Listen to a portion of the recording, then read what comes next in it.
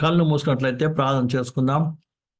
స్తోత్రం తండ్రి, మహోన్నతుడా, మహాపరిశుద్ధుడా, జీవముల తండ్రి, నీ బంగారు పరిశుద్ధ నామమునకు స్తుతులు చెల్లిస్తున్నాం నాయనా. ఈ నూతన సంవత్సరంలో ప్రభా ఈ మొట్టమొదటి బైబిల్ స్టడీని అయా ప్రారంభిస్తుండగా కృప చూపించము. గత సంవత్సరం అంతట్లో నీవు తోడుగుండి అనేక విషయాలు నేర్చుకుని కృప ఇచ్చారు తండ్రి. ఈ నూతన సంవత్సరంలో కూడా మీరు మాకు తోడై ఉండండి అయ్యా. నీ అధ్యక్ష సంస్థ నడిపించండి, ప్రతి ఆటంకం కూల్చివేసి ఇంకా అనేక మంది ఆసక్తితో నీ వాక్యం నేర్చుకొని నీలో ఎదుగుటకు ఫలించుటకు కృప చూపించండి. నీ చిత్తం చేయటకు మమ్మల్ని అందరూ అభిషేకించమని పవిత్రాత్ముడా నీవే మాకు బోధకుడు వేయండి, మాకు బోధించాలని సమస్తం మీద సమర్పిస్తూ ఏసునామములో ప్రార్థిస్తున్నాం తండ్రి, ఆమేన్. మొట్టమొదటిగా మీకు అందరికి కూడా నూతన సంవత్సర శుభాకాంక్షలు. దేవునికి మహిమ కలుగును గాక. ప్రభు ప్రేమించి గడిచిన సంవత్సరం అంతా కూడా దేవుడు కాచి కాపాడి మరొక నూతన సంవత్సరం మనం ప్రవేశపెట్టినందుకై నేను ఎంతగానో వందనాలు చెల్లిస్తున్నాను. పోయిన సంవత్సరం దేవుడు అనేకమైన విషయాలు నేర్చుకొని కృపించాడు.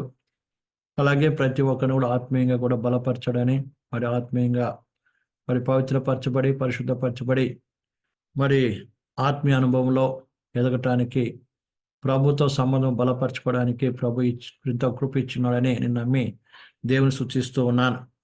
ప్రియులారా, మనం గతించినటువంటి దినాల్లోనే మనం కొనసాగిస్తున్నటువంటి బైబిల్ తరగతిని బైబిల్ తరగతి ముందుకు సాగుదాం. ఇందు నిమిత్తమై ప్రియమైన మనం నేర్చుకున్న రీతిగా గాదు యొక్క కుమారుల గురించి మనం నేర్చుకుంటూ వస్తున్నాం. గాదు ఒక సైన్య సమూహముగా అయినట్టుగానే ప్రియమైన దేవుని సంఘము కూడా ఒక సైన్య సమూహంతో పోల్చబడింది. ఇటు సైన్య సమూహంలో ఎలాంటి వారికి ఉండాలి అంటే, సంఘంలో ఎలాంటి ప్రత్యక్ష కలిగిన వారు ఉండాలి అన్న విషయాన్ని గురించి మనం నేర్చుకుంటూ ఇది చివరి కుమారుడు గురించి మనం నేర్చుకుంటూ వస్తున్నాం. ప్రియులారా, చివరి కుమారుని పేరు అరేలి, అనగా దర్శనము.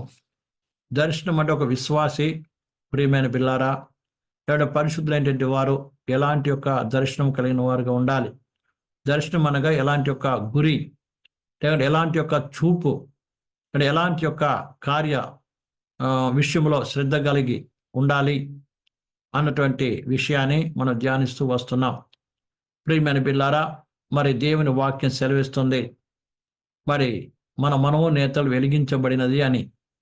ఎవరి మనోనేతలు వెలిగించబడిందో వారి యొక్క దృష్టి, ప్రియమైన బిల్లారా, మార్చబడుతూ ఉంది. అలా మార్చబడిన దృష్టి లేకుంటే ఎవరి యొక్క మనం వెలిగింపబడిందో వారికి ఒక నిత్యమైనటువంటి లేకుంటే ఒక దర్శనం కలిగిన వారుగా ప్రేమగా జీవిస్తారు.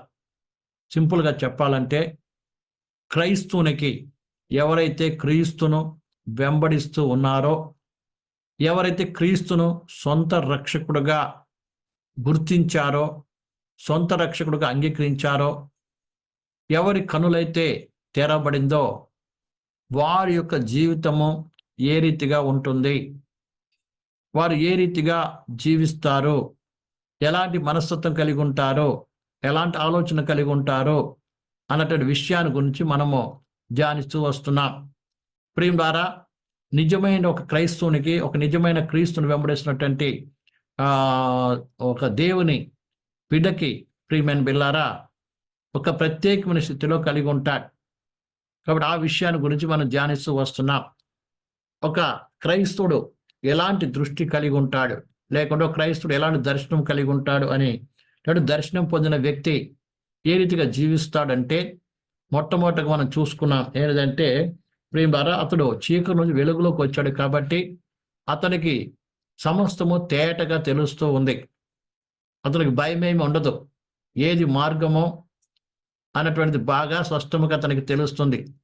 ఏది చెయ్యాలి, ఏది చేయకూడదో అన్నటువంటి యొక్క ప్రియమైన బిల్లారా, అన్ని విషయాల్లో అతడు ఏకాడు ఒక ప్రత్యక్షత కలిగిన వాడుగా ఉంటాడు. రెండవదిగా ప్రియమైన బిల్లారా, ఎవరైతే ఆ యొక్క పరలోక దర్శనాన్ని లేకుంటే ఎవరి యొక్క నిజముగా వెలిగింపబడ్డారో వారు, ప్రియమైన బిల్లారా, శరీర సంబంధిగా కాకుండా ఆత్మ సంబంధిగా ఉంటాడన్న విషయాన్ని మనం చూసాం. ఆత్మ సంబంధమైన విషయాల్లో ఆయన శ్రద్ధ వహిస్తాడు అన్న విషయాన్ని మనం చూసాం. మూడవదిగా ప్రియులారా, అతను నడిచేది, ప్రియమైన బిల్లారా, చూసినప్పుడు విశ్వాసంతో నడుస్తాడు, వేలు చూపిని బట్టి కాదు. కనబడేదాన్ని కాదు చూడడు, ఈ లోకాన్ని చూడడు, కానీ అదృశ్యమైన చూస్తాడు, విశ్వాసముతో చూస్తాడు. కాబట్టి ప్రియులారా, అతను నడిచేది కూడా విశ్వాసం నడుస్తాడు. ఈ విషయాన్ని అర్థం చేసుకోవాలి. నాలుగవదిగా ప్రియులారా, బాహ్య ప్రపంచాన్ని, బాహ్య శరీరాన్ని చూడడు, కానీ అంతరంగ పురుషుని, అంతరంగాన్ని చూస్తాడు. అంతరంగ పురుషుని యందు బలపరచబడ్డానికి అతడు ఏం చేస్తాడు ప్రియులారా? ప్రయాసపడుతూ ఉంటాడు.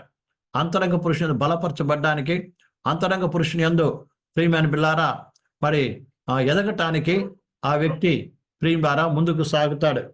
ఐదవదిగా ప్రియులారా, అతడు తన కొరకు కాకుండా దేవుని కొరకు జీవించడానికి, క్రీస్తు కొరకు జీవించడానికి ప్రయాసపడతాడు. ఇప్పుడు ఆరో విషయానికి వద్దాం ప్రియులారా. కొలస్సీ రాసిన పత్రిక 3వ అధ్యాయము ప్రియమైన బిల్లారా 1, 2, 3 వచనం చదువుకుందాం. కొలస్సీ రాసిన పత్రిక 3వ అధ్యాయము 1, 2, 3 వచనం చదువుకుందాం. మీరు క్రీస్తుకు లేపబడిన వారైతే పైనున్న వాటిని వెతుకుడి, అక్కడ క్రీస్తు దేవుని కుడిపార్శ్వన కూర్చుండి ఉన్నాడు. పైనున్న వాటిని మీదనే గాని భూసమైన వాటి మీద మనసు పెట్టకుడి. ఎలానగా మీరు మృతి పొందితిరి, మీ జీవము క్రీస్తు కూడా దేవుని దాచబడినది. మనకు జీవమై ఉన్న క్రీస్తు ప్రత్యక్షమైనప్పుడు మీరును ఆయనతో కూడా మహిమయందు ప్రత్యక్షపరచబడదురు. ఇక్కడ స్పష్టంగా తెలియపరుస్తూ ఉంది.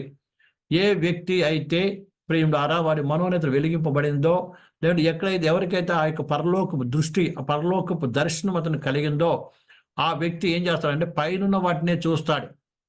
అందుకంటే భూసమైన వాటి మీద ఏం చేయడు, మనసు పెట్టడు. ఎప్పుడు కూడా పైనున్న వాటి మీద ఏం చేస్తాడు, మనసు పెడతాడని ఇక్కడ దేవుని వాక్యం చెప్తుంది. కాబట్టి ఏ వ్యక్తి అయితే పైన మనోనేత్రం వెలిగింపబడిందో, మొట్టమొదటిగా ఆయన మనసు ఎక్కడ ఉంటుందంటే పైనున్న వాటిని మీద ఏం చేస్తాడు, మనసు పెడతాడు. అర్థమే? పైన వాటి అంటే ప్రియులారా ఈ భూసమైన వాటిని చూడడు. అర్థమైందా? ఈ భూ సంబంధంగా ఈ లోకాన్ని చూడడు. లోకం యొక్క అందాన్ని, లోకం యొక్క మరి పలుకు మనము దేవునికి చూసినప్పుడు మొదటి యోహాను రాసిన పత్రిక 2వ అధ్యాయం 15 చదివినప్పుడు ప్రియులారా భూ సంబంధం ఎంత ఏంటంట, ఏంటి ప్రియులారా చూడండి, ఒకసారి చదువుదాం ప్రియులారా. ఇది ఈ భూ సంబంధమైనది ప్రియమైన బిల్లారా చూసాం. 2వ అధ్యాయము మొదటి యోహాను రాసిన మొదటి పత్రిక 2:15. ఈ లోకమునైనను లోకం ఉన్న వాటినైనా ప్రేమింపకుడి, ఎవడైనా లోకమును ప్రేమించిన తండ్రి ప్రేమ వానిలో ఉండదు. లోకంలో ఉన్నదంతయు అనగా శరీరాశయు, నేత్రాశయు, జీవపు డంబమును తండ్రి వలన పుట్టినవి కావు, అవి లోక సంబంధమైనవే. ఈ లోక సంబంధం ఏంటిదంటే అండి చూడండి, ఈ లోకంలో ఉన్నది ఏంటిది? శరీరాశ, నేత్రాశ, జీవపు డంబము. అర్థమైందండి?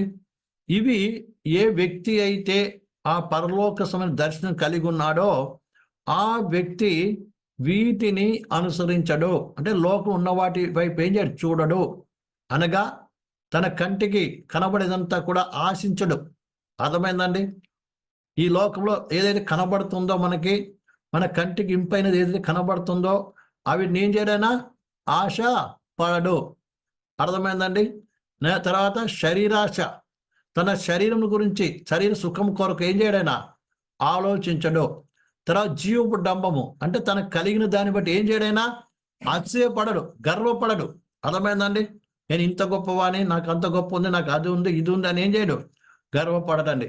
ఇవన్నీ ఏంటిది? లోక సంబంధమైనవి. కానీ ఈ వ్యక్తి ఏం చేస్తాడండి? పైనున్న వాటిని చూస్తాడు. అర్థమైందండి? అందుకని పైనున్న వాటిని మనసు పెట్టుడి అంటున్నాడు. అర్థమైందండి? ఇక్కడ కొలస్సీ రాసిన పత్రిక ఏమైంది? ఎందుకంటే పైనున్న వాటి మీదే కానీ భూసమైన వాటి మీద మనసు పెట్టకూడదు. ఎందుకంటే మీరు మృతి పొందారు, క్రీస్తు విషయం ఏమో మీరు మృతి పొందారు. కాబట్టి మీ దృష్టి ఎక్కడ ఉండాలంటే పైన వాటి మీద ఉండాలని దేవుని వాక్యం చెప్తుంది. తర్వాత రెండవదిగా ప్రియులారా వ్యక్తి ఏం చేస్తాడు? పైన వాటిని వెతుకుతాడు. దేని వెతుకుతాడు? పైన వాటిని వెతుకుతాడు. ఈ విషయాన్ని బాగా అర్థం చేసుకోవాలి. మొట్టమొదటి ఏంటా? పైన వాటి మనసు పెడతాడు. అర్థమైందా? రెండవది ఏం చేస్తాడు? పైన వాటిని వెతుకుతాడంట. తర్వాత ప్రియులారా యొక్క కీర్తన గ్రంథము 16:11 చదువుతాం. కీర్తన గ్రంథము 11:16. జీవ మార్గము నీవు నాకు తెలియచేసేదవో, నీ సన్నిధిన సంపూర్ణ సంతోషము కలదు. మూడవదిగా జీవ మార్గాన్ని గురించి ఏం చేస్తాడు ఆయన? జీవ మార్గము కొరకు ప్రయాసపడతాడు. అర్థమైందండి? పైన వాటి జీవం ఎక్కడ ఉంటుంది? ఇక్కడ కాదు జీవించేది. ఎప్పటికి మనం కోరబడాలి? మనకి ప్రభు అయిన యేసుక్రీస్తు ఏమి ఇచ్చాడు? నిత్య జీవం ఇచ్చాడు. మన నిత్య జీవం ఎక్కడ? పరలోకంలో ప్రియులారా. కాబట్టి ఎవరికైతే ఆ యొక్క నిజమైన దర్శనము కలిగిందో ఆ వ్యక్తి మన కొరకు దాచి ఉంచినటువంటి యొక్క నిత్య జీవము కొరకు ఏం చేస్తాడు? ప్రయాస పడతాడు. అందుకే సామెతల గ్రంథంలో ఒక మాట రాయబడింది. సామెతల గ్రంథం 15:24 క్రిందున్న పాతాళమును తప్పించుకొనవలనని బుద్ధిమంతుడు పరమునకు పోవు జీవ మార్గం నడుచుకొనును. ఇక్కడ క్లియర్ రాయబడిందంట. ఒక నిజమైన బుద్ధిమంతుడు అయితే ఏం చేస్తాడంట? క్రిందనున్న పాతాళము తప్పించుకోవడం. ఎందుకంటే అతని కనులు తెరవబడ్డాయి కాబట్టి. అతను ఒక దర్శనం కలిగింది. ఏమని? పరలోకం ఉంది ఒకటి, ఈ లోకం శాశ్వతమైనది కాదు. చాలామంది ఈ లోకమే ఏమనుకుంటారు? పరలోకము నరకము అంతా ఇక్కడే అనుకుంటారు ప్రియులారా. కాదండి. ఎప్పుడైతే మనలో తెరవబడిందో ఆ వ్యక్తికి ఏం అర్థమవుతుందంటే పైన పరలోకం ఉంది, కింద నరకం ఉంది. కాబట్టి నరకం అనేటువంటిది నిత్యమైన వేదనకరమైన స్థలము. ఇక్కడిని తప్పించుకొని ఎక్కడికి వెళ్ళాలి? నేను పరలోకానికి వెళ్ళాలి. ఏం చేస్తాడంట? ఆ పరలోకమే పరిగెత్తుతాడంట. అది ఇక్కడ రాయబడింది. క్రిందనున్న పాతాళము తప్పించుకొనవలనని బుద్ధిమంతుడు పరమునకు పోవు జీవ మార్గం నడుచుకుంటాడు. పరలోకానికి పోయేది ఏంటిది? అది జీవ మార్గము, నిత్య జీవం ఇచ్చేటువంటి మార్గము. అతని కను తెరవబడింది. అందుకని అతడు ప్రియులారా ఎక్కడికి వెళ్తున్నాడు? ఆ పరలోకం వైపు ఏం చేస్తాడు? పరిగెత్తుతున్నాడు. నేను నిత్య జీవానికి వారసుని కావాలి, నిత్య జీవం పొందుకోవాలి. ఆ నిత్య జీవం ఇక్కడ ఈ లోకంలో లేదు, ఎక్కడుంది? పరలోకం ఉంది అనేటువంటి ఉద్దేశం చేత ఏం చేస్తాడు? ప్రియులారా పరిగెత్తాడని దేవుని వాక్యం సెలవిస్తుంది. మరొక వచనం కూడా చదువుతాం ప్రియులారా. 73వ కీర్తన ప్రియులారా 25-26 చదువుదాం. అంటే నిజమైన దర్శనం కలిగిన వ్యక్తి ప్రియులారా ఈ భూ సంబంధమైన వాటి మీద ఏమాత్రం ఏం చేయడు? మనసు పెట్టడు. ఎందుకంటే అతనికి ఒక ప్రత్యక్ష దొరికింది, ఒక దర్శనం వచ్చింది. ఏం తెలుసా? దేవుని సువార్త ద్వారా అతనికి ఏమైంది? ఒక దర్శనం కలిగింది. లేకపోతే అతను మనోనేతను వెలిగింపబడింది. కాబట్టి అతడు గ్రహిస్తున్నాడు ఏంటంటే ఈ లోకం అనేటువంటిది నిత్యమైనది కాదు, ఈ లోకము శాశ్వతమైనది కాదు. మాట అర్థమవుతుందండి? ఈ లోకం ఏంటిది? శాశ్వతది కాదు. మరొక లోకం ఉంది, అది పరలోకము. అక్కడికి వెళ్తే నాకు నిత్య జీవం ఉంటుంది. ఒకవేళ అక్కడికి వెళ్ళకపోతే నేను కిందికి వెళ్ళిపోతాను. నా కింద ఏమో పాతాళం ఉంది, అది బహు భయంకరమైన వేదనకరమైన స్థలం అని గ్రహించిన వాడు ఏం చేస్తాడు ఎంత? ప్రియులారా పరలోకం వైపు పరిగెత్తడం ఆరంభిస్తాడు. పరలోకం వైపు పరిగెత్తు వెళ్ళిపోతాడని దేవుని వాక్యం సెలవిస్తుంది. ప్రియులారా కీర్తనలు 73వ అధ్యాయము 25-26 ఆకాశమందు నీవు తప్ప నాకెవరున్నారు? నీవు నాకుండగా లోకంలో ఏది నాకు అక్కరలేదు. ఇక్కడ బాగా అర్థం చేసుకోవాలి. ఎవరికైతే నిజంగా దర్శనం కలిగి ఉన్నాడో ఆ వ్యక్తి ఈ లోకం మీద కాకుండా ఎవరిని చూస్తాడండి? దేవుని చూస్తాడు, లోకాన్ని కోరుకోడు. ఇక్కడ అంటున్నాడు ఆకాశము నీవు తప్ప నాకు ఆకాశమందు నీవు తప్ప నాకెవరున్నారు? నీవు నాకుండగా లోకంలో ఏది నాకు అక్కరలేదు. చూడండి, ఒక పరలోకానికి వెళ్ళే వ్యక్తి, ఆ పరలోక దర్శనం కలిగిన వ్యక్తి ఏం చేస్తాడు తెలుసా?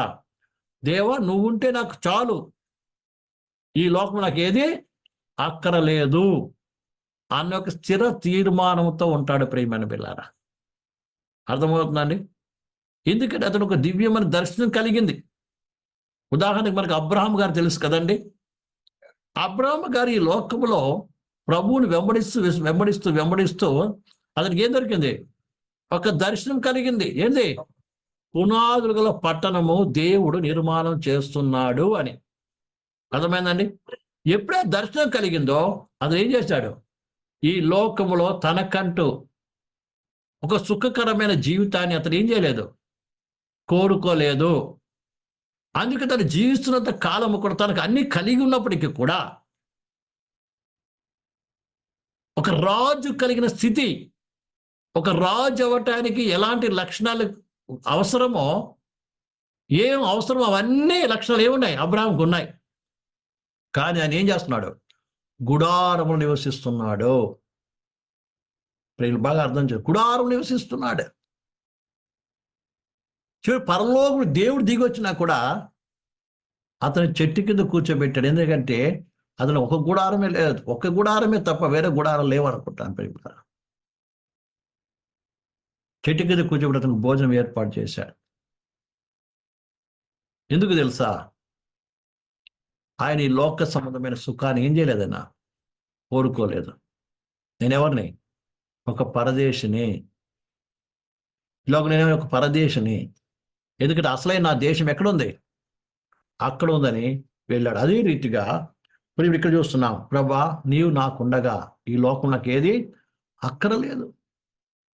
ఇలా చాలా మట్టుకు లోకంలో మనకు ఉన్న దాంట్లో తృప్తి చెందక ఏం చేస్తాం మనము? ప్రియులారా, అది ఉంటే బాగుండు, ఇది ఉంటే బాగుండు, అట్లా అయితే బాగుండు, ఇటు అయితే బాగుండని ప్రియులారా ఏం చేస్తాం మనము? దేవుని విడిచిపెట్టి ఈ లోకసమైన వాటి కొరకు ప్రియులారా ఆలోచిస్తూ దాన్ని కోరుకుంటూ జీవించే వాళ్ళు చాలా మంది లోకంలో ఉన్నారు ప్రియులారా. అలాంటి వారు ఆ పరలోక దర్శనాన్ని ఏం చేయాలి? కోల్పోతారు. కాబట్టి ప్రియమైన పిల్లారా, ఒక దేవునికి ఏదైనా అవసరం ఉంటే ఇస్తాడు, ఇవ్వడానికి కాదు. అది నువ్వు కోరుకోవడం కాదండి. చాలా మట్టుకు మన జీవితం చూసినప్పుడు ప్రియులారా కొరతలే కనబడుతుంటాయి. అది ఉంటే బాగుండు, ఇది ఉంటే బాగుండు, అది లేదు ఇది లేదు అనుకుంటా ఉంటాం. అది నిజమైన విశ్వాస జీవితం కాదు. మనకి ఏది ఇచ్చాడో అందులో తృప్తిగా ఉండడం నేర్చుకోవాలి. మిగతా దేవుడే ఇస్తాడు. అడగకుండానే ఇచ్చాడు. మన దేవుడు అడగకుండానే ఇచ్చేవాడండి. వింటున్నారండి? మన దేవుడు ఎవరు? అడగకుండానే ఇచ్చేవాడు. అనేకసార్లు మనము ఆదాం గురించి మనం నేర్చుకున్నాం. ఆదాం అనగా మానవ సృష్టించక మునిపే మనిషికి ఏం కావాలో ఏం చేసి అన్ని ఏర్పాటు చేసే మొట్టమొదటి మానవుడు చేశాడండి. మానవుడు కళ్ళు తెరిచి చూసేటప్పుడు అన్నీ ఉన్నాయి అతనికి కావాల్సినవన్నీ. ఆ తర్వాత కూడా ఆదాం అడక్క మునిపే అర్థమైందండి ఏం చేశాడు? ఒక స్త్రీ కావాలని, శారీరక సాయం కావాలని ఏం చేశాడు? తయారు చేశాడు. ఆదాం ఏం అడగలే అన్ని. అర్థమైందా? ఆయన నిర్మించక ముందే దేవుడు ఏం చేశాడు?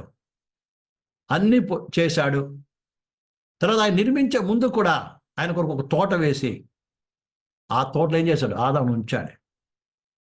ఆ తర్వాత ఆదాముకు ఒక కొరత ఉంది. ఆయనే చూసి ఏం చేశాడు? శారీరక సహాయం ఒకటి చేయాలని ఏం చేశాడండి. మరి మనకి ఏం అర్థమవుతుందంటే దేవుడు మనకి ఏది అవసరమో ఆయన ఎరిగిన వాడుగా ఉన్నాడు. అందుకనే ప్రియమైన బిల్లారా, మనం ఏ మాత్రం కూడా ఏం చేయకూడదు? చింతపడడానికి వీల్లేదు, ఆలోచించడానికి వీల్లేదు. ఎందుకంటే దేవుని వాక్యం చెప్తుంది, దేని గురించి మీరేం చేయొద్దు? చింతపడొద్దు. ఆకాశం చూడండి, ఆ విత్తవు కొయ్య కూర్చుకొనవు, వాటిని పోషిస్తున్న దేవుడు మిమ్మల్ని ఏం చేస్తాడు? పోషిస్తాడని దేవుని యొక్క వాక్యం క్లియర్గా మనకి తెలియపరుస్తుంది. ఈ విషయాన్ని మనం బాగా అర్థం చేసుకోవాలి. అందుకే అర్థం ప్రియులారా, ఆకాశమందు నువ్వు ఉండగా, అర్థమైందండి? నాకేం లేదు. ఆకాశమందు నీవు తప్ప నాకెవరున్నారు? నీవు నాకుండగా, దేవా నువ్వు నాకుంటే చాలు, ఈ లోకం నాకు ఏది అవసరం లేదు అని ప్రియులార కీర్తనగాడు సెలవిస్తున్నాడండి. అలాంటి ఒక ఆశకులు, ఎందుకంటే అతడు చూస్తున్నది ఎవరిని చేస్తా? పరలోక దేవుని చూస్తున్నాడు. పరలోక దేవుని గొప్పతనాన్ని చూస్తున్నాడు. ఆ పరలోకం యొక్క దేవుని గుణలక్షణాన్ని చూస్తున్నాడు. ఆయన తన కొరకు ఏర్పాటు చేసిన గొప్ప మేలును ఆయన చూస్తూ ఉన్నాడు ప్రియమైన బిడ్డలారా. అందుకే అక్కడికి వెళ్ళాలని ఆయన ఏం చేస్తున్నాడు? మనసు కలిగిన వాడుకున్నాడు. అందుకని ఒకవేళ నీకు కూడా అటువంటి దర్శనం కలిగి ఉంటే ప్రియులారా, నీ దృష్టి అటువైపు పెట్టడానికి కానీ భూసైన వాటి మీద పెట్టడానికి వీలదని దేవుని యొక్క వాక్యం సెలవిస్తుంది ప్రియులారా. తర్వాత మత్తయి సువార్త 6వ అధ్యాయం 20వ వచనం చదువుదాం. మత్తయి సువార్త 6వ అధ్యాయం 20వ వచనం. మత్తయి సువార్త 6వ అధ్యాయం 20వ వచనం. పరమందు మీ కొరకు ధనము కూర్చుకునుడి, అచ్చట చిమ్మెటియు తుప్పైనను అని తినివేయదు, దొంగలు కన్నం వేసి దొంగలేరు. నీ ధనము ఎక్కడ ఉండునో అక్కడే నీ హృదయము ఉండును. ఇక్కడ చక్కటి మాట రాయబడింది. ఒకవేళ నీ కన్నులు తెరవబడినట్లయితే నీ కొరకు పరలోకం ఉంది, నువ్వు చేరే స్థలం అక్కడ, ఎప్పటికీ అక్కడే ఉంటాను నేను అన్నటువంటి యొక్క దర్శనము, అటువంటి యొక్క జ్ఞానము నువ్వు కలిగిన వాడవైతే నీ ధనాన్ని కూడా ఎక్కడ కూర్చుకునే ప్రయత్నం చేయాలంట? పరలోకంలోనంట. దేవుడు వాక్యం చెప్తుందండి, పరలోకంలో మీ కొరకు ధనము కూర్చుకొనుడి. దీని మనసు ఎంతోమందికి ఉంది, నేను ధనం పరలోకంలో కూర్చుకోవాలి అని. ఈ లోకంలో కూర్చుకోవడానికి ప్రయత్నం చేస్తూ ఉంటాం కదా. ఈ లోకంలో ఇల్లు ఏం స్థలం కొనుక్కోవాలి, ఇల్లు కట్టుకోవాలి, ఇంకా అది కావాలి, ఇది కావాలి అని దాని కొరకు మనసు పెట్టి దాని కొరకు ఎంతో శ్రద్ధ వహిస్తూ ఉంటారు చాలామంది. కానీ ఇక్కడ వాక్యం ఏం సెలవుస్తుందంటే, ఎవరి మనసు అయితే తెరవబడిందో, ఎవరి మనోన్నతి వెలిగింపబడిందో, ఏంటో మనది వెలిగింపడ్డాం. ప్రేమలారా, నీ కొరకు శాశ్వతమైన ఒక రాజ్యం ఉంది, పరలోకంలో ఉంది. అక్కడ దేవుడు ఉన్నాడు, దేవుడి సింహాసనం ఉంది. ప్రియమైన పిల్లారా, వ్యక్తి లేకుంటే నేను ఎప్పుడు ఉండబోయేది అక్కడ అన్న జ్ఞానము, అలాంటి జ్ఞాన దృష్టి ఒకవేళ నీకు వచ్చినట్లయితే నువ్వేం చేయాలి తెలుసా? ప్రియులారా, అక్కడ ధనం కూర్చుకోవడానికి ప్రయత్నం చేయాలి. బైబిల్ రాయబడి ఉంది, నీకు పరలోకంలో ఫలం అధికం అవ్వాలంటే ఈ లోకంలో ఏ రీతిగా జీవించాలనేటువంటిది దేవుని వాళ్ళు స్పష్టంగా రాయబడి ఉంది. ప్రియులారా, ఈ విషయం యూట్యూబ్లో కూడా ఉండొచ్చు. ప్రియులారా, పరలోకంలో ధనం సంపాదించుకుంటే ఎట్లు అన్నటువంటి ఒక అంశం మీద కొన్ని క్లాసెస్ ఉన్నాయి, కావాలంటే మీరు దాన్ని చూసుకోవచ్చు. ప్రియులారా, కాబట్టి నేను పరిశుద్ధ గ్రంథాన్ని చదివి కూడా మీరు ఎందుకంటే దేవుడు క్లియర్గా చెప్తుంది, పరలోకంలో ధనం అధికం కావాలంటే లేదా ఫలం అధికం కావాలంటే మనము ఏం చెయ్యాలి అన్నటువంటిది, ఏ కార్యాలు చేయాలి అనే విషయం క్లియర్గా రాయబడి ఉంది. ప్రియమైన పిల్లారా, ఒకళ్ళు ఈ లోకంలోనే కావాలంటే ఇస్తాడు, ఇక్కడ దొరికిన తర్వాత పరలోకం నీకు దొరకదండి. అర్థమైందా? ఇక్కడ నీకు కావాలనుకున్నప్పుడు పరలోకం నీకు దొరకదు. రెండూ కావాలంటే దొరకదండి, ఏదో ఒకటి నీకు కావాలి. అది విషయాన్ని దహింపు అర్థం చేసుకోవాలి. ప్రియమైన పిల్లారా, కాబట్టి నీ మనసు నీకు నిజము ఒక వ్యక్తి, ఆ పరలోక దర్శన వ్యక్తి ఏం చేస్తాడు? ఈ భూసమైన వాటి వైపు చూడడు. ఎక్కడ చూస్తాడు? ఈ లోకంలో ధనము కూర్చుకోవడానికి ప్రయాసపడడు, కానీ ఎక్కడికి ప్రయాసపడతాడు? పరలోకంలో ధనాన్ని కూర్చుకోవడానికి ప్రయాసపడతాడు. ఈ సత్యాన్ని ప్రతి ఒక్కరు బాగా అర్థం చేసుకోవాలండి. తర్వాత లూకా సువార్త 12:13 చదువుదాం. 12:33 చదువుదాం. లూకా సువార్త 12వ అధ్యాయము 33వ వచనం. లూకా సువార్త 12వ అధ్యాయం 33వ వచనం. మీకు కలిగిన వాటిని అమ్మి ధర్మము చేయడి, పాతగిలిన చంతులను పరలోకమందు అక్షయమైన ధనము సంపాదించుకునడి, అక్కడ దొంగరాడు చిమ్మిట కొట్టివేయదు. ఇక్కడ అంటున్నాడు ఏంటంటే, మీకు కలిగిందంతా ఏం చేయండి? అమ్మి ధర్మము చేయండి, అప్పుడు ఏదంట? పరలోకమందు అక్షయమైన ధనము సంపాదించుకోండి, అక్కడ దొంగలు రాడు చిమ్మిట కొట్టదు. మీ ధనము ఎక్కడ ఉండునో అక్కడే మీ హృదయం ఉండును. నీ ధనం ఎక్కడుందో అక్కడ నీ హృదయం ఉంటుందంట. అందుకొరకు ఏమంటున్నాడు? అక్కడ ధనాన్ని సంపాదించుకో అంటున్నాడు. నీకు కలిగిందల్లా ఏం చేయండి? అమ్మండి అంటున్నాడు. అవునండి, అమ్మడం అంటే ఏంటిది? అమ్మడం అంటే ఇచ్చి కొనుక్కోవటం, అంతే కదా? ఇచ్చి కొనుక్కోవటం. అందుకే దేవుని వాక్యాన్ని మనం చదివినప్పుడు చూడండి, కొన్ని ఉపమానాలు ఉన్నాయి బైబిల్లో. మత్తయి సువార్త 13వ అధ్యాయంలో, మత్తయి సువార్త 13వ అధ్యాయంలో,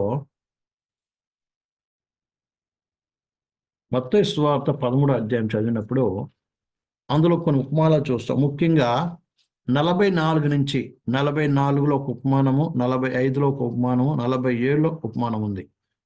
మనం 44 చదివినప్పుడు పరలోక రాజ్యము పొలములో దాచిపోయిన ధనమును పోలి ఉన్నది. ఒక మనుషుడు దాన్ని కనుగొని దాచిపెట్టి అది దొరికిన సంతోషం వెళ్ళి తన కలిగినంత అమ్మి ఆ పొలమును కొనును. మరియు పరలోక రాజ్యము మంచి ముత్యము వెతుకుచున్న వర్తకుని పోలి ఉన్నది. అతడు అమూల్యమైన ఒక ముత్యమును కనుగొని పోయి తన కలిగినంతయు అమ్మి దానిని కొనును. ఇక్కడ 2 ఉపమానాలు కూడా రాయబడింది. కనుగొని అంట తన కలిగిందంతా కూడా ఏం చేస్తాడు, అమ్మి ఏం చేస్తాడు, దాన్ని కొనుక్కుంటున్నాడంట. నువ్వు బాగా అర్థం చేసుకునే విషయం, పరలోకానికి సొంచుకోవాలని ఏం చేయాలి, నీకు కలిగినంత ఏం చేయాలి, అమ్మి వేయాలి. అర్థమైందండి? పరలోక రాజ్యం అంటే ఏదో చిన్న విషయం అనుకుంటాం. పరలోక రాజ్యంలో విషయానికి వచ్చినప్పుడు అందులో 3 గుంపుల ప్రజలు కనబడతారు. అర్థమైందా? అందులో ఏం కనబడతారు? 3 గుంపుల ప్రజలు కనబడతారు. ఒకటి పరలోకాన్ని చూసేటువంటి గుంపు, పరలోక రాజ్యాన్ని చూసేటువంటి గుంపు. రెండోది పరలోకంలో ప్రవేశించేటువంటి గుంపు. అర్థమవుతుంది చెప్పిన మాట. మూడోది పరలోకాన్ని సొంచుకునేటువంటి గుంపు. విషయాన్ని బాగా అర్థం చేసుకోవాలండి. ఒకటి చూసే గుంపు, రెండోది సొంచుకునే గుంపు, క్షమించారు, రెండోది ప్రవేశించే గుంపు, మూడోది ఏంటంటే సొంచుకునే గుంపు. అంటే కేవలం చూసే గుంపు ఒకటి, అందులో శోధించుకుని క్షమించాలి, దాన్ని ఏం చేయాలి, ఏంటది రెండవది ప్రేమ ద్వారా ఆ యొక్క పరలోక రాజ్యాన్ని ప్రవేశించే గుంపు. మూడోది ఏంటంటే పరలోకాన్ని శోధించుకునే గుంపు. మనం యోహాను సువార్త చదివినప్పుడు 3:3లో ఒకడు కొత్తగా జన్మిస్తేనే కానీ పరలోక రాజ్యమును ఏం చేయడు, చూడనేరడు అని రాయబడి ఉంది. అది 5లో చూసినప్పుడు ఒక ఆత్మ మూలముగాను ఒక నీటి మూలముగా గాను ఆత్మ మూలముగా జన్మిస్తేనే తప్ప అతను ఏం చేయడు, పరలోక రాజ్యం ప్రవేశించలేడు అని ఉంది. అలాగే గలతీ రాసిన పత్రిక 5వ అధ్యాయం 19వ వచనం చదివినప్పుడు ప్రియులారా వీరు పరలోక రాజ్యమును సొంచుకొనలేరు అని రాయబడి ఉందండి. ఉదాహరణకి ఒక స్థలం ఉంది, ఒక ప్లాట్ ఉందనుకోండి. ఆ ప్లాట్ చూసడానికి ఏంటిది, నువ్వేం వేల చెల్లించవసరం లేదండి. అర్థమవుతుందా? మొట్టమొదటి చూసి రావడానంటే నువ్వేం డబ్బు చెల్లించవలసి ఉంటుందా? ఇప్పుడు ఎవరైనా ఒక ప్లాట్ ఉంది, దాన్ని చూడాలంటే ఏం కావాలి, నువ్వు అక్కడికి వెళ్తే చాలు చూసి రావచ్చు ఒకటి.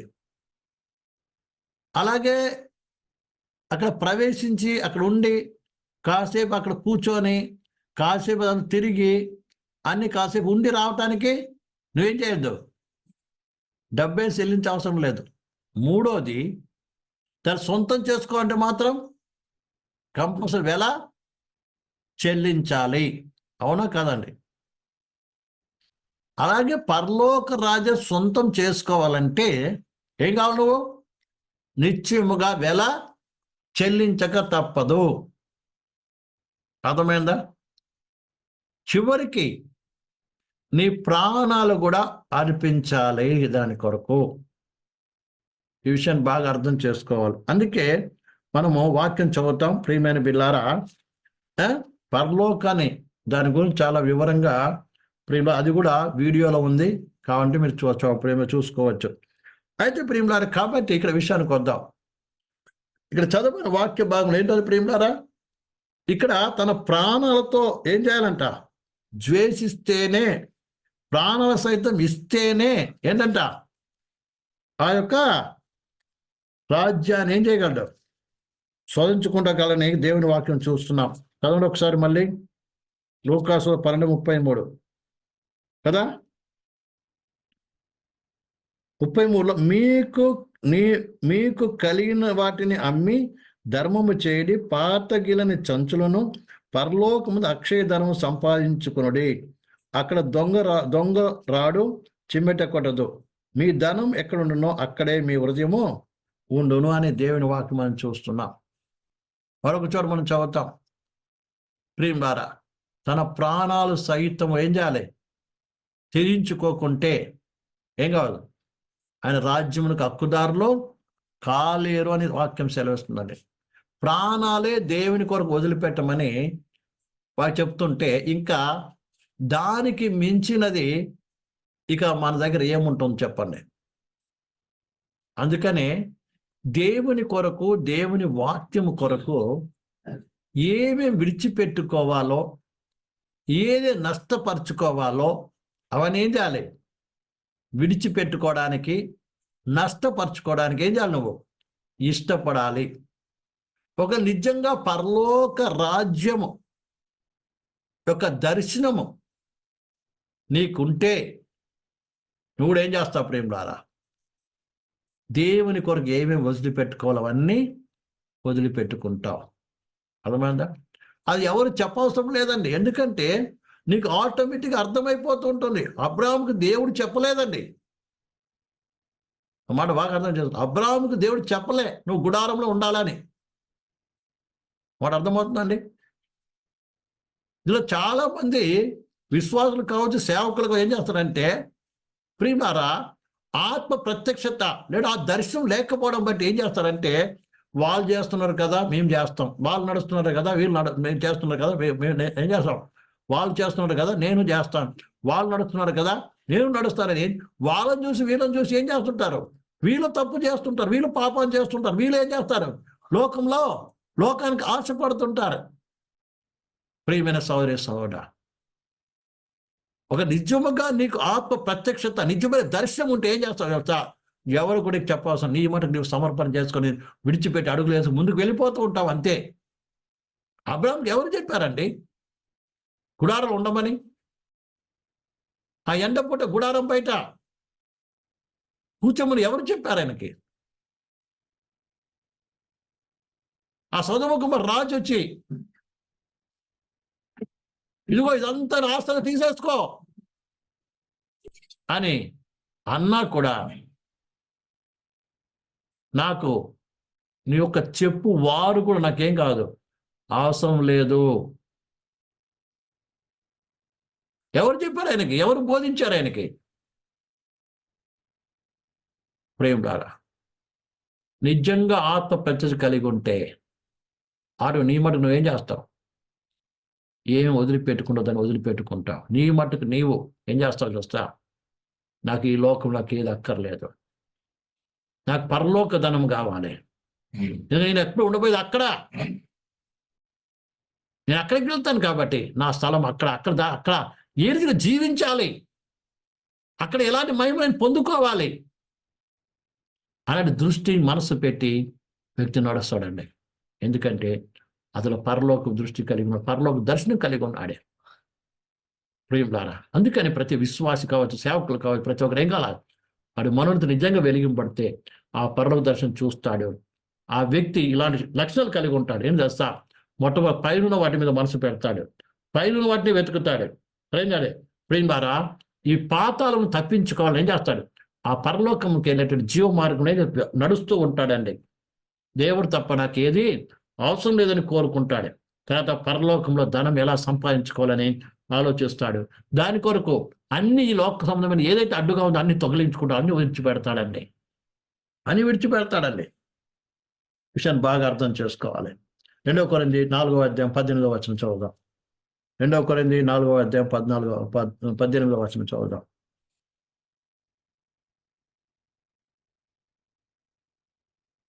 2 కొరింథీ 4:17-18.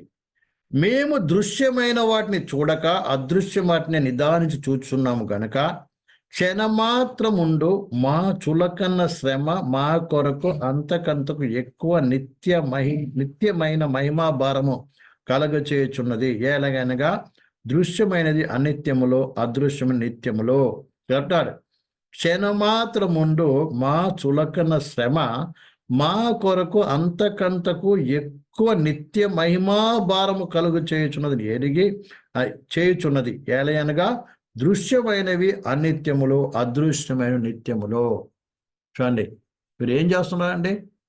ఈ లోకంలో ఉన్నటువంటి శ్రమలన్నీ ఏం చేస్తారంట? సులకనగా ఎంచుకుంటున్నారు. సులకనంటే చాలా తక్కువగా ఎంచుకుంటున్నారండి. మనకైతే చిన్న శ్రమ వస్తే ఎంతో ఇక ప్రపంచంలో ఎవరికీ లేనటువంటి బాధ మాకే ఉంది. అర్థమైందండి? చిన్న కష్టం వస్తే ఇక ప్రపంచంలో ఎవరికి లేని కష్టం నాకే ఉంది. చిన్న నొప్పి వస్తే మరి ఎవరికి లేని నొప్పి నాకే ఉంది. చిన్న అవమానం వస్తే ఎవరికి లేని అవమానం నాకే ఉంది. ఎవరు పడలేని కష్టం మేమే పడుతున్నాం అని ఏం చేస్తాం? వాపోతూ ఉంటాం.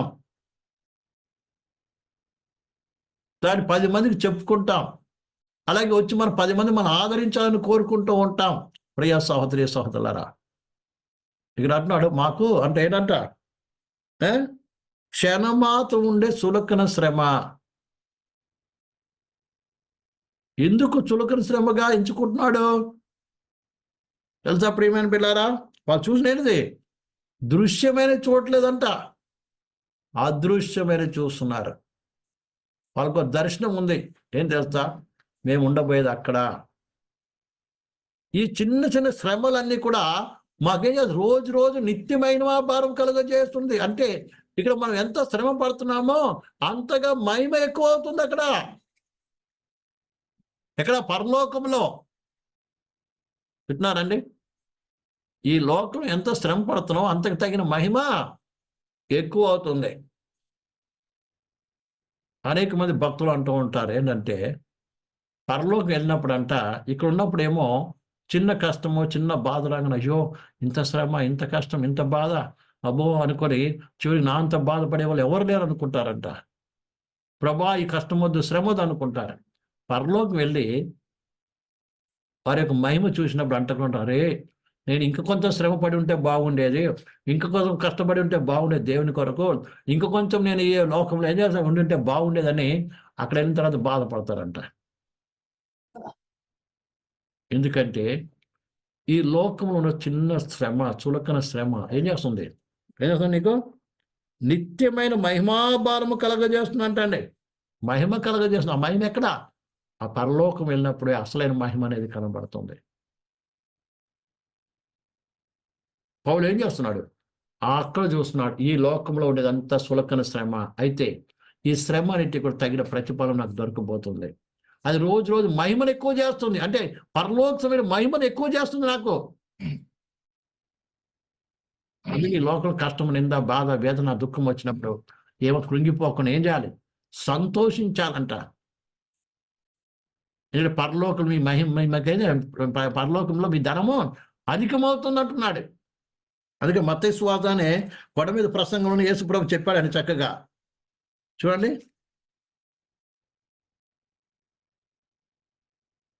5వ అధ్యాయంలో మనం చదివిన 5 ప్రియమైన బిల్లారా 5వ అధ్యాయంలో 11, 12 నా నిమిత్తము జనులు మిమ్మల్ని నిందించి హింసించి మీ మీద అబద్ధముగా చెడ్డ మాటలు పలుకున్నప్పుడు మీరు ధన్యులు, సంతోషించి ఆనందించుడి, పరలోకము మీ ఫలం అధికమగును. ఇలాగు వారు మీ పూర్వమందు ప్రవక్తలో హింసించరు. ఇక్కడ అన్నాడు మీరంట ఏంటంట, జనులు ఆయన నిమిత్తము ఏంటి జనులంట మిమ్మల్ని నిందించి హింసిస్తానంట. ఏం చేయాలంట మీరు? ప్రియులారా మీరంట ధన్యులు అంట, సంతోషి ఆనందించాలంట. ఇక లోకాసు రాయబడింది సంతోషి ఆనంది గంతులు వేయండి, మీ పరలోకంలో ఏమవుతుంది? మీ ఫలము అధికమవుతుంది. ఈ రీతిగా సంతోషిస్తూ ఆనందిస్తూ ఉండాలని. ఎందుకంటే ప్రియులారా ఏంటంటారు, మాకు పరలోకంలో మహిమ అధికమవుతుంది, పరలోకం ఫలం అధికమవుతుంది, పరలోకంలో ధనం అధికమవుతుంది. ఈ లోకంలో దేవుని కొరకు ఎంత సమయాన్ని ఖర్చు పెడుతున్నావు, ఎంత ధనాన్ని ఖర్చు పెడుతున్నావు, ఎంతగా నువ్వు యేసయ్య కొరకు నిందలు అనుభవిస్తున్నావు, ఎంతగా నువ్వు అవమానం భరిస్తున్నావు, అలాగే ఎంతగా నువ్వు విశ్వాస జీవితంలో ప్రియులారా నువ్వేం అడుగులు వేస్తున్నావని ఈ లోకంలో నువ్వు చేసిన ప్రతి దానికి కూడా ఆ పరలోకంలో మహిమ అధికమవుతుంది. ఒకవేళ ఈ లోకంలో ప్రియమైన పిల్లారా దేవుని దగ్గర నుంచి అది కావాలి ఇది కావాలి పొందుకొని ఈ లోకంలో సుఖకరమైన జీవితం కోరుకుంటే ఒకరి భవిష్యత్తు పొందొచ్చు, కానీ పరలోకం నీకేమి దొరకదన్న విషయాన్ని కూడా నువ్వు బాగా అర్థం చేసుకోవాలి. అందుకే అపోజిట్ పౌలు ఏం కాదు ప్రియులారా, ఆ పరలోకం దర్శనం దొరికింది కాబట్టి వాళ్ళు ఏం చేస్తున్నారండి, ఈ లోకంలో ఉన్నటువంటి ప్రతి శ్రమ కష్టం, పౌలు పడిన శ్రమ మామూలు శ్రమ కాదు. రెండో కొరింథీయులకు రాసిన పత్రికలు మనం చదివితే ఆయన ఎన్ని కష్టాలు పడ్డాడో చెప్తాడు ప్రియమైన నిష్ఠతో చెప్తాడు. అన్ని శ్రమ పడుతున్నారు. వాళ్ళు ఏమన్నారట ప్రియమేమిలారా, ఏమనుకుంటున్నారు ప్రియమేమిలారా? ఈ కష్టాలని అనేది చులకనగా ఎంచుకుంటున్నారు, చాలా తక్కువగా ఎంచుకుంటున్నారండి. ఎంచుకొని ఇవన్నీ ఏం చేస్తున్నాయి, మాకు నిత్య మహిమా భారము కలగజేయుచున్నది అనుకుంటున్నారు. అని ఏం చేస్తున్నారు వాళ్ళు ప్రియమేమిలారా? ఏం చేస్తున్నారు? సంతోషిస్తున్నారండి. ఎందుకంటే వాళ్ళు దృశ్యమైన వాటి మీద మనసు పెట్టట్లే, కనబడే దాని మీద వాటి మనసు పెట్టట్లేదండి. అదృశ్యమైన దాన్ని ఏం చేస్తూ చూస్తున్నారు. ఎందుకంటే వారికి ఆ దర్శనం కలిగింది, వారి మనోనేత్రులు వెలిగింపబడింది. ప్రియమైన సహోదరి సహోదరులారా, ఈ విషయాన్ని మనం బాగా అర్థం చేసుకోవాలని. చివరిగా ప్రియమైన బిడ్డలారా, ఇదే ప్రియములారా, ఫిలిప్పీ రాసిన పత్రిక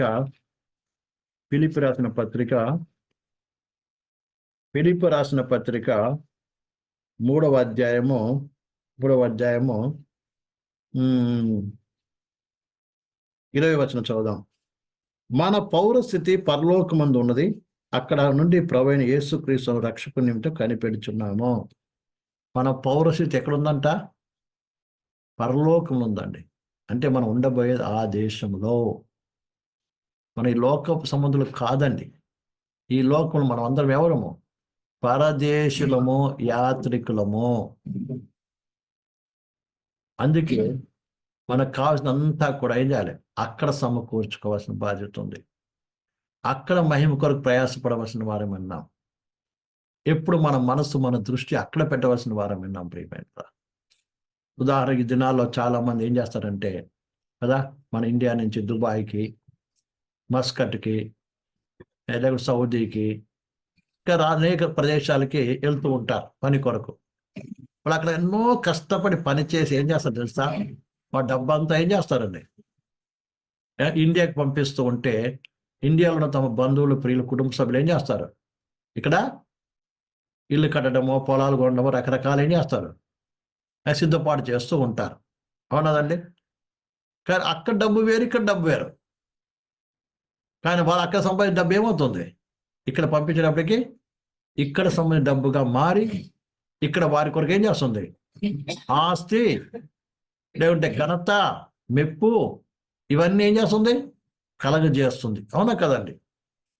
చాలా మంది చెప్పుకుంటారు, డబ్బా ఆయన దుబాయ్ పోయారండి, మస్కట్ పోయారండి, వాళ్ళు డబ్బు పంపించి డబ్బు ఏంది ఇక్కడ ఏం చేస్తున్నారు? సంపాదించుకుంటారండి. ఇల్లు, వాకిలి, ఇల్లు, స్థలాలు, భూములు సంపాదించుకుంటారని ఏం చేస్తారు ప్రేమడారా? ఊరలందరూ పొగడుతూ ఉంటారు, గణపరుస్తూ ఉంటారు కదా. అదే రీతిగానే ఈ లోకంలో చూసిన మనము ఈ లోక సమయంలో ఏమాత్రము కాదు. ఏనాడైతే నువ్వు బ్యాడ్యం పొందావో అప్పుడు నీ పౌరస్థితి మారిపోయింది. నువ్వు పరలోక సంబంధి అయ్యావు. అర్థమైందండి?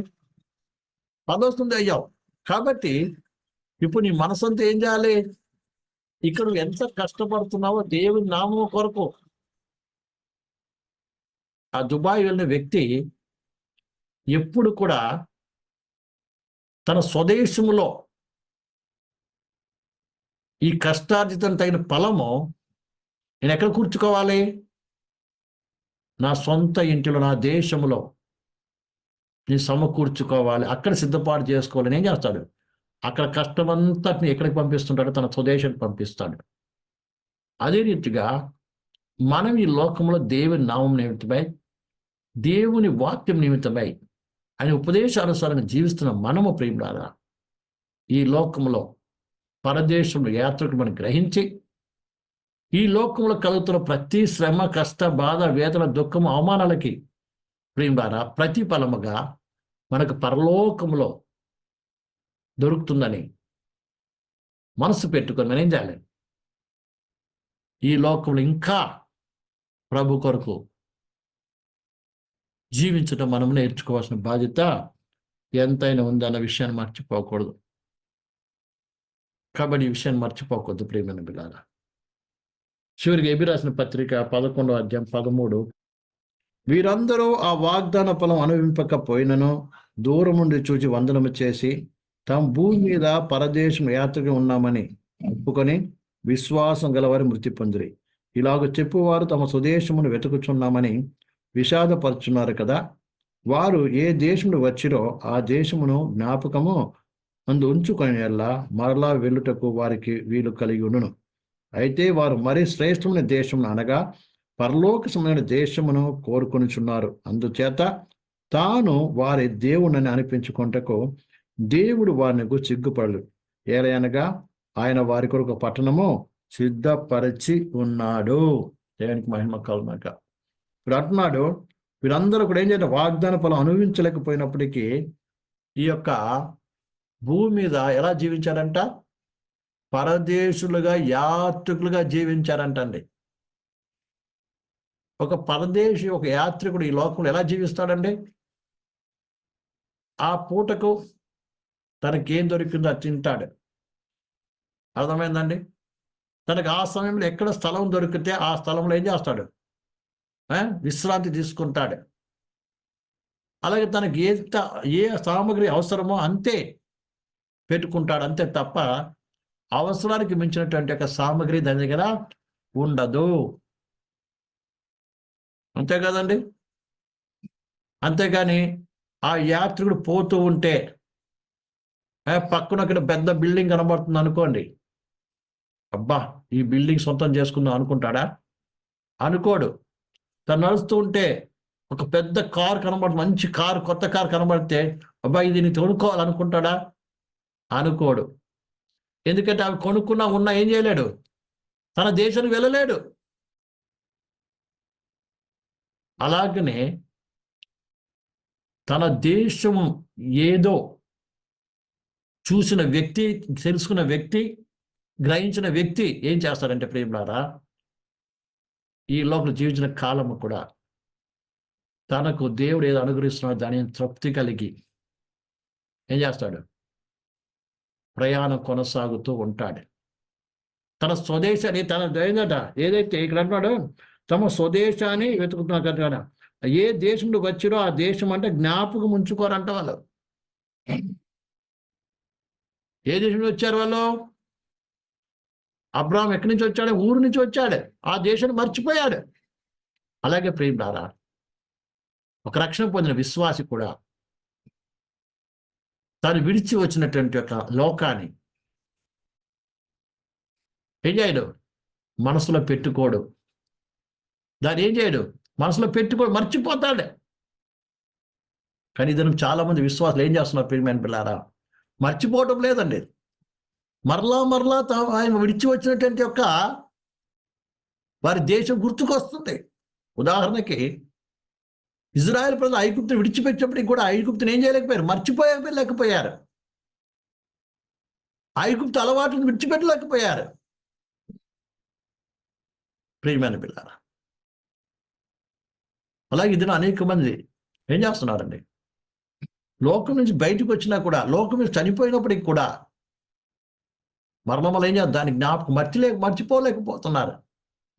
మరల లోకాన్ని చూడాలి, ఆ లోకం యొక్క ఆనందాన్ని అనుభవించాలి, లేదా ఆ లోకం నడుచున్న రీతిగా నువ్వు నడవాలి, లోకంలో మాట్లాడేదిగా మాట్లాడాలి అనేటువంటి ఒక అభిప్రాయం ఏం చేస్తారు చాలా మంది జీవించడం మనం చూస్తూ ఉంటాం. ప్రెగ్నెంట్ అదెంతో దౌర్భాగ్య స్థితి.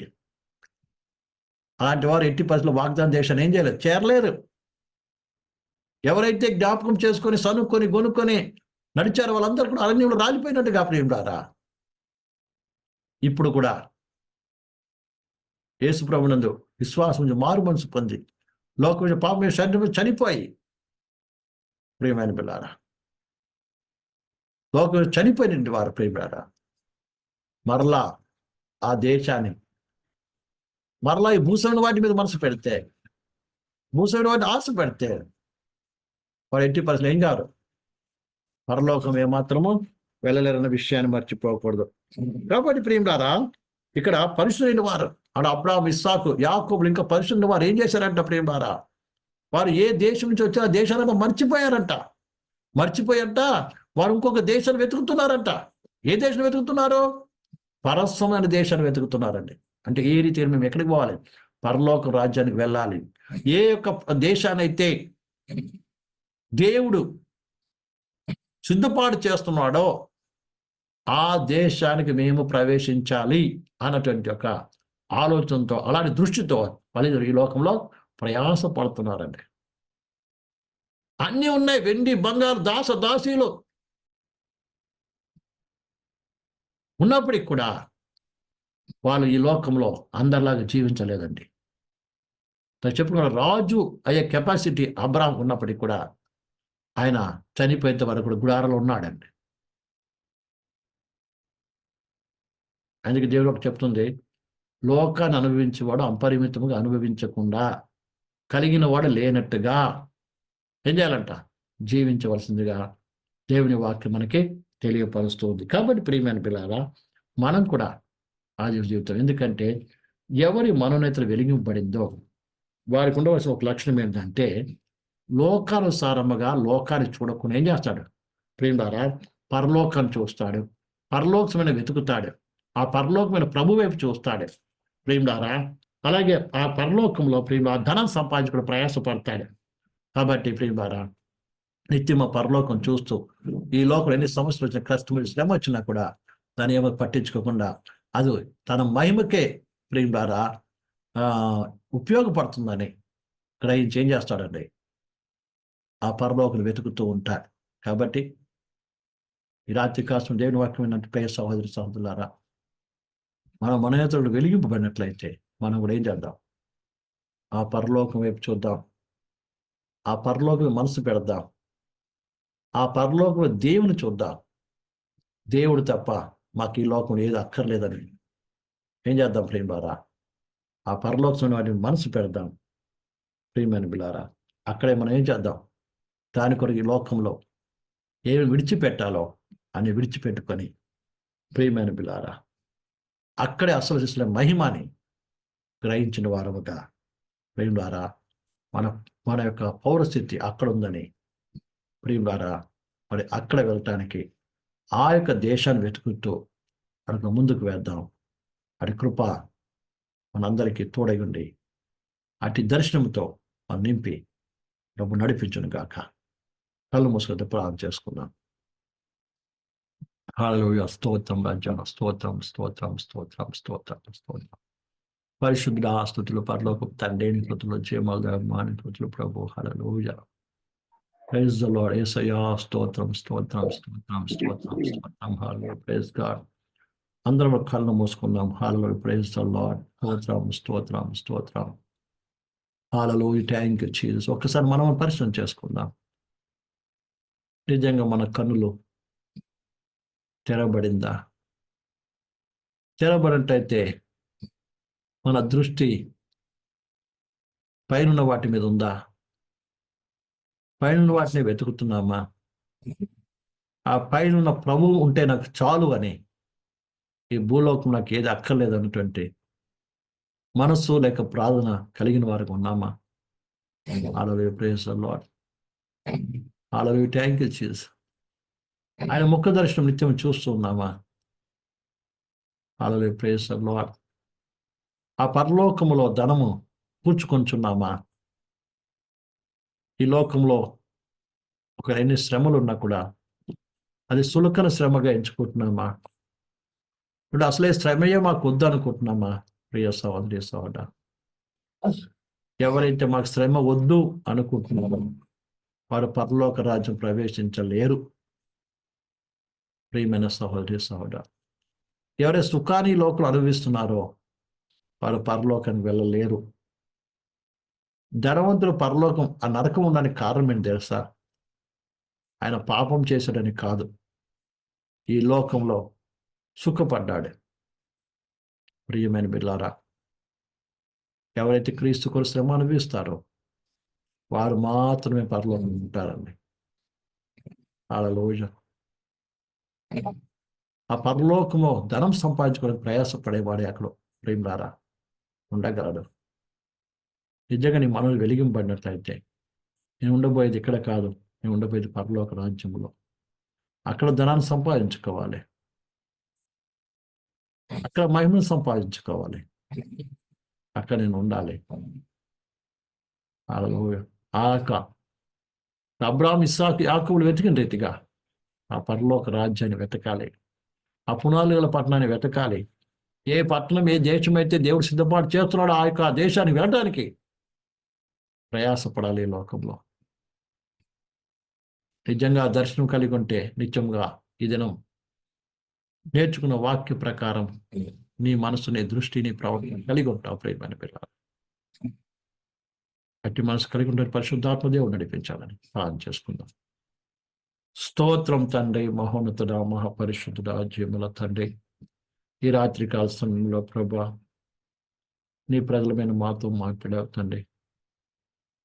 ఒక మనోన్నతుడు వెలిగింపైన వ్యక్తి ఎలాంటి యొక్క దృష్టి కలిగి ఉంటాడో, వేటిని వెతుకుతాడో, వేటిని కోరుకుంటున్నాడో, వేటిని చూస్తాడో, వేటిని అనుభవిస్తాడో ఆ విషయాల గురించి మాకు నేర్పిస్తూ వస్తున్నాం.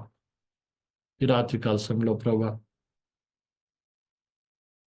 ఈ భూసమయం కాకుండా పరస్తమైన వాటిని వెతుకుతాడని, పైన వాటిని వెతుకుతాడని, చూస్తాడని, తనకు ప్రయాసపడతాడు, నడుస్తాడని ప్రేమలారా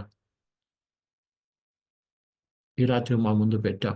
మేమందరం కూడా అటువంటి దృష్టి కలిగి, అటువంటి మనసు కలిగి అందరం జీవించినట్లుగా చూపించము. త్వరగా రాబోతున్నాను ఆయన. మా మనసులో భూసమైన వాటి మీద ఉండకుండా మేము ఎక్కడికైతే చేరాలని చేర్చబడబోతున్నామో ఆ నిత్య రాజ్యం కొరకు పరిగెత్తడానికి, వెతకడానికి కృప చూపించి నా భయం తెచ్చుకోమని, వాళ్ళు బలి దీవించి పంపించమని, మీరు అక్కడ రాసిన తిరిగి కలిసి కృప ఉంచమని ఏసం అయిపోతున్నాం తండ్రి. ఆమేన్. మన తండ్రి అయిన దేవుని ప్రేమయు, కుమారుడైన యేసుక్రీస్తు కృపయు, పరిశుద్ధాత్మక అన్యాయ సహవాసము ఇప్పుడు మనలోకి సకల పరిశుద్ధులు ఆయన రాకడ పరి తోడే నడిపించడం గాక. ఆమేన్. ఆమేన్.